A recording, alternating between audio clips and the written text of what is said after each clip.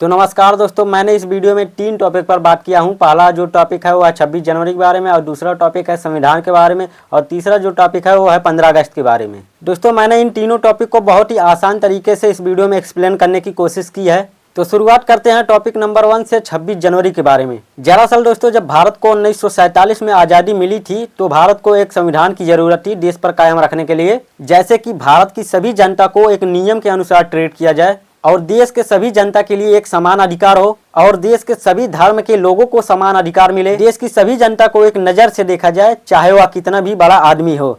तो इसके अलावा और भी कई बातें हो सकती हैं। दोस्तों, उस समय संविधान को बनाने के लिए एक शिक्षित व्यक्ति की जरूरत थी, जिसे संविधान के बारे में और कानून के बारे में पूरा नॉलेज हो। तो वे आप लोग तो जानते ही होंगे, वे कौन थे? डॉक्टर भीमराव अंबेडकर थे। तो उस समय डॉक्टर भीमराव अंबेडकर को कानूनी ज्ञान और अनुभव था, और डॉक्टर भीमराव अंबेडकर एक कुशल वकील थे और अर्थशास्त्री थे। उनको इसके बारे में जानकारी थी। उनके पास कानून और संविधान निर्माण का गहरा ज्ञान था। उन्होंने देश विदेश, देश के बाहर, फॉरेन कंट्री में भी कानून का अध्ययन किया था, और उनके पास अंतर्राष्ट्रीय स्तर पर कानूनी विषयों पर काम करने का अनुभव था। तो ये संविधान का काम डॉक्टर भीमराव अंबेडकर को दिया गया था। दोस्तों, आगे इस बारे में और भी बातें करेंगे अभी। तो भाई लोग, संविधान को बनने में 2 साल और 11 महीने और 18 दिन का समय लगा था। संविधान सभा यानी कि संविधान को बनाने वाले ग्रुप ने, यहाँ आप ध्यान दे सकते हैं, 26 नवंबर 1949 को भारतीय संविधान सभा ने संविधान का काम पूरा किया, और उसके बाद 26 जनवरी 1950 को इस संविधान को अपने पूरे भारत देश में लागू किया गया।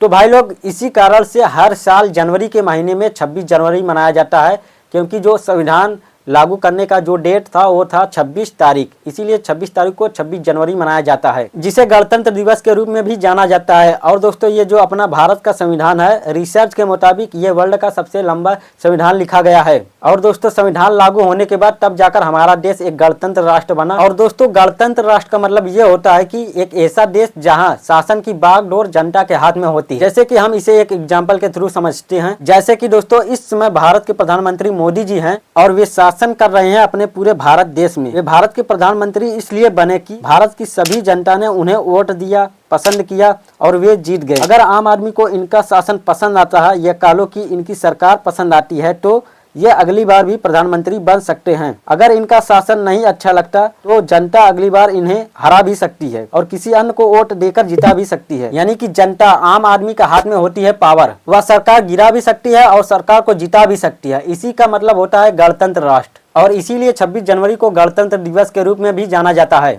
टॉपिक नंबर 2, अब जान लेते हैं संविधान क्या है। एग्जाम्पल, मान लीजिए ये एक गांव है। अब गांव के लोगों के लिए क्या चाहिए? फूड, एजुकेशन, सुरक्षा, और गांव के हर लोगों के लिए, चाहे बड़ा आदमी हो या छोटा आदमी, गलत होने वाले कामों के लिए चाहिए प्रोटेक्शन। यानी कि गांव में सभी लोगों को एक बराबर ट्रीट किया जाए। इसके अलावा सभी धर्म के लोगों के लिए एक समान अधिकार मिले। तो लोगों के लिए चाहिए एक ऐसा आदमी जो गांव के सभी लोगों के लिए एक डिसीजन ले सके, जिससे गांव के लोगों की लाइफ इफेक्ट होती है। तो गांव की इन्हीं सभी रिक्वायरमेंट को पूरा करने के लिए चाहिए एक सिस्टम, और कुछ नॉलेजेबल पढ़े लिखे आदमी का ग्रुप चाहिए। तो एक ग्रुप बनाकर एक सिस्टम क्रिएट करेंगे। तो सिस्टम के अंदर क्या रूल्स होंगे, क्या रेगुलेशन होंगे, किसकी कितनी पावर होगी, किसकी कितनी पावर की लिमिट होगी, इत्यादि चीजें, इन सभी चीजों को एक नोटबुक में लिख दिया जाता है। तो एक शब्द में इसे कहा जाए तो इसे संविधान कहते हैं, और इंग्लिश में इसे कॉन्स्टिट्यूशन कहते हैं। तो भाई लोग, इन्हीं सभी प्रोसेस को एक बड़े लेवल पर किया जाता है, कंट्री के लेवल पर, कई बातों को ध्यान में देते हुए, बहुत ही डिटेल में। तो इसे ही संविधान कहा जाता है। तो दोस्तों, मैंने वीडियो के आगे में ये कहा था कि ये जो संविधान का काम दिया गया था, ये डॉक्टर भीमराव अंबेडकर को दिया गया था। तो आइए इसके बारे में बात करते हैं। तो दोस्तों, अगर कहा जाए ये जो संविधान बनाने का जो प्रोसेस था, सिर्फ एक लोग ने ही किया था, डॉक्टर भीमराव अंबेडकर ने, तो ये गलत कहा जाएगा। दोस्तों, संविधान बनाना एक बहुत ही कठिन, जटिल, विस्तृत प्रक्रिया होती है। इसमें कई लोगों का हाथ होता है। दोस्तों, इसमें एक लंबा वक्त लगता है। रिसर्च के मुताबिक दोस्तों, भारतीय संविधान को एक व्यक्ति ने नहीं बल्कि एक संविधान सभा ने मिलकर बनाया था। और दोस्तों, इस भारतीय संविधान सभा में कुल 299 सदस्य थे। ये सदस्य भारत के विभिन्न राज्यों और क्षेत्रों के प्रतिनिधि थे। दोस्तों, संविधान को बनाने की प्रक्रिया के बारे में मुख्य रूप से हमें 2 महत्वपूर्ण नाम याद रखने चाहिए। पहला, डॉक्टर भीमराव अंबेडकर। इन्हें भारतीय संविधान का पिता कहा जाता है।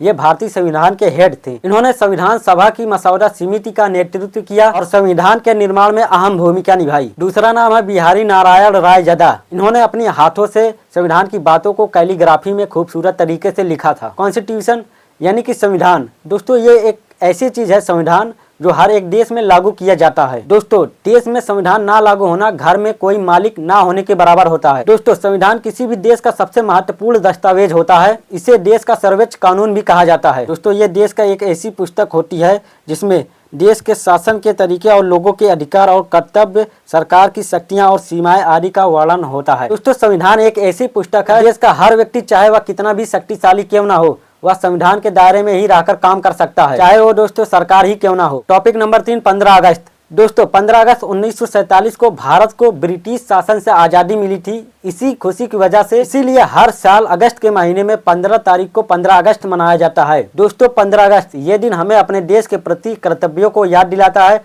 और हमें एकजुट होने का अवसर देता है। उम्मीद है दोस्तों आपको ये वीडियो पसंद आई होगी। धन्यवाद।